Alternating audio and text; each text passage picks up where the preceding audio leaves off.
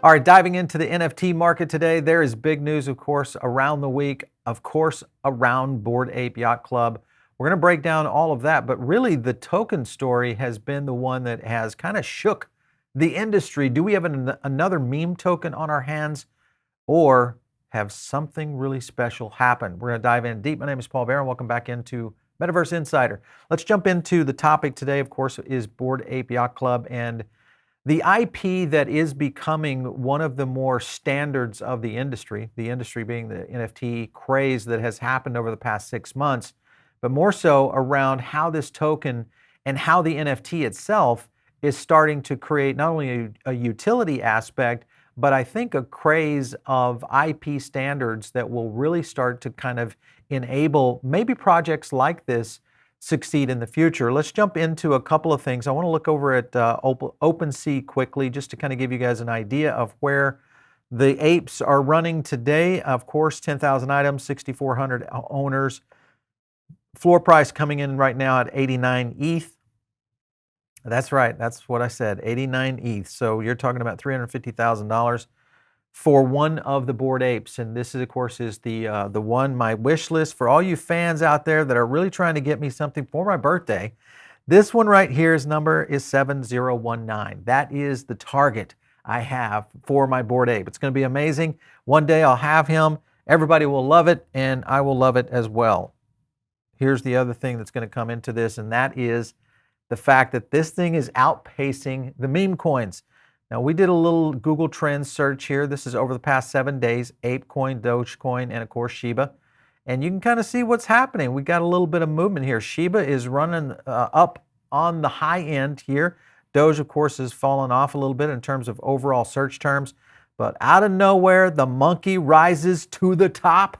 The blue is in the house. And now you've got ApeCoin literally tracking in with a project, in essence, a meme coin that has pretty much sucked up wind from the token and the crypto market for about the last year. So for this movement to happen this quickly and get that kind of action, I think it's pretty interesting, because this could be the things that giants are made of. And I don't mean King Kong either. Dropping all kinds of cool metaphors here, guys. But let's get into some of the stories. And of course, the big one, of course, is Bored Apes and CryptoPunks now help jolt the NFT market to over 21,000% growth and 17.6 billion in sales last year. Of course, we have seen, I think, and will see some pretty amazing things happening in the NFT space. The question is whether or not this can hold throughout the bear cycle as we see one, if one truly comes through. The key will be, how do NFTs truly hold? I did a poll yesterday on Twitter. I probably should bring that up one time. I'll maybe get you guys, just follow me on Twitter at Paul Barron. You'll see it in there. And one of the questions I had was, what would resist should we start to see a down market? Would we see Bitcoin and ETH hold? Would we see crypto gaming, NFTs, and Metaverse? And right now, crypto gaming actually performed fairly well. Obviously, Bitcoin and ETH was kind of the top, but NFTs and Metaverse actually was kind of the lower end of what people thought would hold in terms of value. So I was a little bit surprised at that.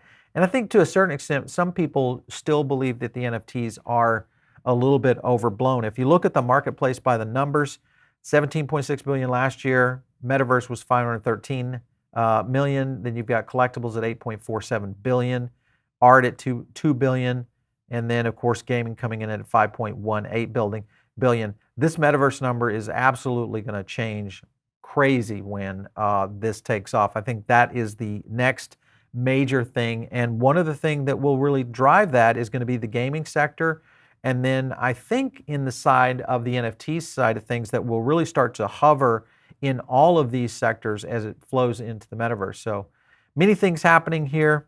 I think it's just going to be one of those things that we have to keep a really close eye on to understand whether you're investing in NFTs. And I'd love to get your comments below if you are investing in NFTs. What are some of the strategies you're using? What's some of the processes that you use of the step-by-step to kind of select the projects? Imagine what would have been the thing that got you into a CryptoPunk, or what would have been the thing that got you into a Bored Ape. In a major consolidation of the NFT world, obviously we know this happened. They acquired Bored Ape Yacht, have acquired CryptoPunks and Meebits as an overall deal. And of course, when you see something this size right here, to me, when you look at where Yuga Labs' approach is in terms of their strategy, I think this is a brilliant move. The question will, of course, be, is this kind of creating a little bit of an NFT mafia? Are we seeing elements of Silicon Valley that are being created now within Web3 and what's happening with the NFT space? I don't know. I would still kind of open it up that I think a lot of independent creators will still be able to excel. And I think all the game projects, the really good ones, are still going to be able to kind of track with a lot of this. But I think Bored Ape Yacht Club is really separating from the pack in terms of its intellectual property and what that might mean to the future of Web3. And if you just think about the history of Disney and its ability to really suck up really great IP, I think this is one of those things. You know, they understand that. They understand the focus of what IP means. They also understand, I think, the value of it. But here's where it gets kind of interesting, and that is in the whole aspect of utility. And if you start seeing utility playing into some of these things, because this has been the knock on NFTs for a long time, is the lack of utility. If we start to see utility happen, just like you would with gameplay and in-game assets, now you've got a potential for digital assets being accrued through something like this. So could be something pretty amazing. Their statement, Yuga Labs, best in the world, what they want to do. Ideal stewards of CryptoPunks and Meebits, the co-founders of Larva Labs. This is Matt and John. We're going to continue to really invest in the thriving projects and emerging decentralized webs. I think this is only, again, more validation of teams and really high quality individuals, which are kind of what drove Silicon Valley, reinvesting in the category and reinvesting in what they believe in. So lots of cool stuff here. The other thing that's going to be happening is land sales. Land sales within this, I think, will be another one of those elements that starts to create utility. And what they are talking about is in their grand metaverse plan, the kickoff of the sale, virtual land sale in the form of NFTs, which will be linked to plots in the metaverse. They're talking about 200,000 plots being distributed across 2 sales in March and August. And then, of course, they hope to raise 178 million. I think they're probably going to raise double that with this kind of approach. But the company will retain the portion of the virtual land for itself. Animoca Brands, which is a digital studio that's also building a racing game with Yuga, will be involved in the launch as well per this release. They also talked about a busy start of the year, acquired the intellectual property on this with Meebits. I think they have a lot more coming down the road for the future, because there's a lot happening, you know, from an aspect of their roadmap. I'll show you the roadmap a little bit here in the video. But if you look at their advisor team, this is a rock star group of apes right here. You've got Alexei Ohanian. This is a co-founder of Reddit. He's been talking about this. He also does a lot with Solana. You've got Amy Wu, who's head of ventures over at gaming and at FTX.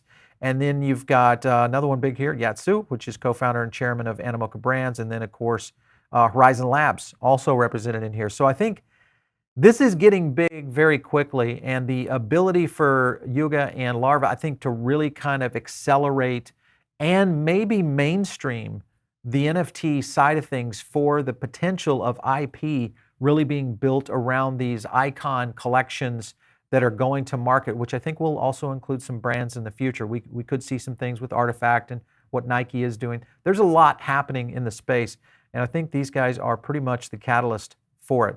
Here's another big benefit that you got if you were a Bored Ape Yacht Club owner. ApeCoin allocated per NFT on the mint of this. This is, of course, you would have got 10,000 tokens. Not bad for a Bored Ape. Mutant Ape, you would have got 2,000. The Kennel Club, another 10,000. And then Bored Ape Kennel Club, Mutant Ape Kennel Club, around 2,800. So this pays off for you when you think about holding one of these assets and you get these kind of airdrops and rewards for things of this nature, which is what happened when they went live with the token sale today. And we're going to show you some sentiment and also some analysis on amplification, because there's some interesting things happening right now just for the day, because obviously it's brand new. But it is one that I think is going to be fun to track for a little bit of a time here, and we'll see. I'm kind of curious. You know, give me your comments below. Do you think this is going to hold? Do you think this is another just animal coin and it's not going to stay around much longer, or do you think we have, or they have created or entered into a new space of intellectual property and how that may accelerate in the NFT space. Love to get your feedback there. If you look at this tweet right here, this kind of, to me, says it all right here. We're beyond excited to be a contributor to ApeCoin, the official token of Bored Ape Yacht Club. Starting tomorrow, the community Ape, you'll be able to buy NFTs to actively play and earn on Benji Bananas. This was one of the games that they actually had, meaning Animoca, and that's where I think this gets very fun, because that's where utility starts to play into this, whether it's games, other aspects of access level. There's all sorts of things that will start making its way into a utility aspect, which is really where Shiba and even Doge to a certain extent really has struggled to kind of get there. The problem, I think, with them is they were token only. The IP part of it was missing.